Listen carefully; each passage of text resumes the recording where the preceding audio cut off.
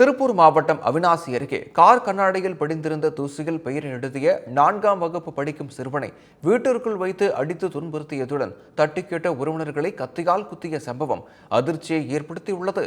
சேவூர் ஊராட்சிக்கு உட்பட்ட குருமம்பாளையம் ஆதி திராவிடர் காலனியைச் சேர்ந்த கணேசன் சுதா தம்பதியரின் மகன் சத்தியவாசன் அங்குள்ள அரசு நடுநிலைப் பள்ளியில் 4ஆம் வகுப்பு படித்து வருகிறார். இந்நிலையில் மோகன் என்பவர் சிறுவனை சத்தியவாசனை அழைத்து தனது கார் கண்ணாடியில் எதற்கு எழுதினாய் என கேட்டு சரமாரியாக அடித்ததாக கூறப்படுகிறது. இதனை தட்டி கேட்ட உறவினர்கள் செல்வராஜ், கருப்பாத்தாள் ஆகியோரை மோகன் கத்தியால் குத்திவிட்டு தப்பியோடியுள்ளார். 3 பேர் தனியார் மருத்துவமனையில் சிகிச்சை அளிக்கப்பட்டது. இதனிடையே மோகன் மீது வன்கொடுமை சட்டத்தின் கீழ் வழக்கு பதிவு செய்ய வேண்டும் என விசிகாவினர் மற்றும் சிறுவனின் உறவினர்கள் சேவூர் காவல் நிலையம் முன்பு தர்ணா போராட்டத்தில் ஈடுபட்டனர்.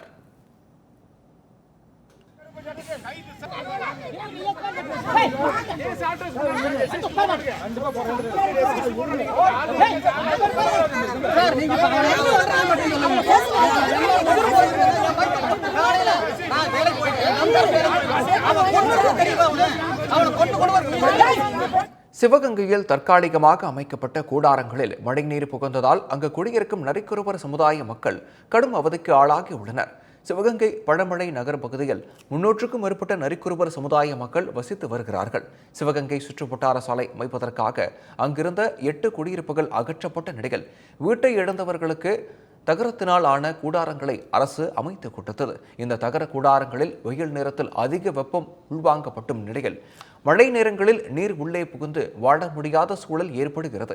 இதுகுறித்து ஆட்சியரிடம் மனு அளித்தும் எந்த நடவடிக்கையும் எடுக்கப்படவில்லை என தெரிவித்துள்ள அப்பகுதி மக்கள் அரசு விரைந்து நடவடிக்கை எடுக்க வேண்டும் என கண்ணீர் மல்க கோரிக்கை விடுத்துள்ளனர்.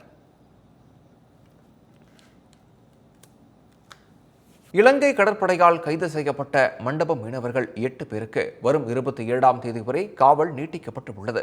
ராமநாதபுரம் மாவட்டம் மண்டபத்தைச் சேர்ந்த 8 மீனவர்கள் கடந்த 8ஆம் தேதி கடலுக்கு சென்றனர். கச்சத்தீவு அருகே மீன்பிடித்துக் கொண்டிருந்த நிலையில் எல்லை தாண்டியதாக கூறி அவர்களை இலங்கை கடற்படை கைது செய்தது.